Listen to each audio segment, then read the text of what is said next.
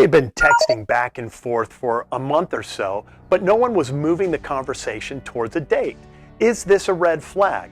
How long should two people text before addressing the big elephant in the room? Are we going on a date or not? I've talked with many people who do online dating, or they meet someone at a social event and they decide to exchange phone numbers. On the surface, that seems like you're just getting a number because someone is interested. So when you receive your first text, the person's text lights you up like a 4th of July candle. And so the texting begins. And the more people text, the more their level of expectation goes up and their level of attachment to that person. Then, after weeks of texting back and forth, they find out the other person has somebody else in their life, or they're not interested, or they just want to be friends, and it's crushing. It's time to stop texting all this nonsense and get to the point. I'm Marc Kitsko. Welcome to Date Right, your go-to channel for Christian dating advice and tips. Do me a favor if you're new here, click that subscribe button and the bell below so we can support you in your dating journey. Also, stay till the end. I've got a gift on mastering online dating, 5 steps to finding your perfect mate. How long should two people text back and forth before they get to the point? Now, there is no hard set rule on this issue. However, too often people allow texting to go on way too long and find themselves getting hurt in the process. Why? Because they had an expectation that was not met. Texting can create a false sense of connection, leading to an attachment without any real substance.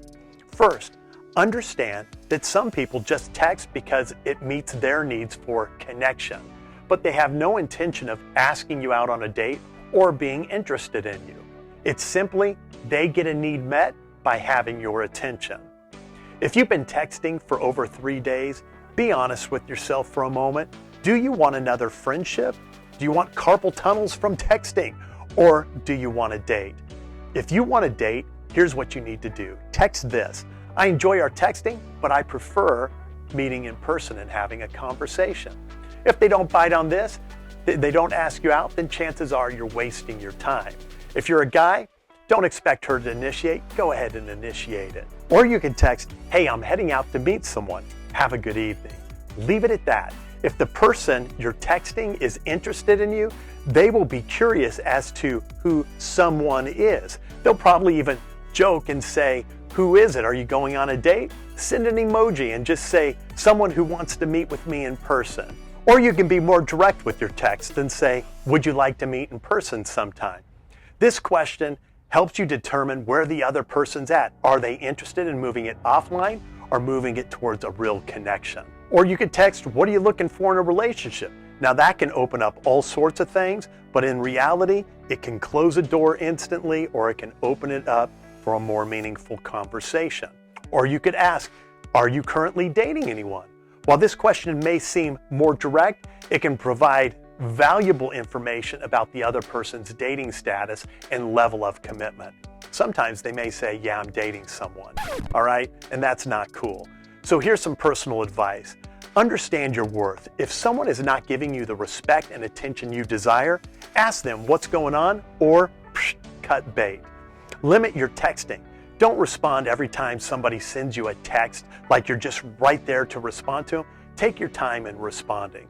Give yourself time limits. After 30 minutes, you're done texting. Don't spend hours going back and forth creating a false reality that is not moving anywhere. Give yourself time. Then, listen to your gut feelings. Trust your intuition. If something feels off, it probably is. My opinion is, move quicker so that the other person doesn't have rental space in your head that can be filled by someone else who's more serious and wants to spend time with you. What advice do you have for others? Share it in the comments below. We can sharpen one another. Be sure to get your free copy of Mastering the Art of Online Dating. You can get your copy. You can see it in the link below in the description or up in my bio page. Friends, until next time, live victoriously.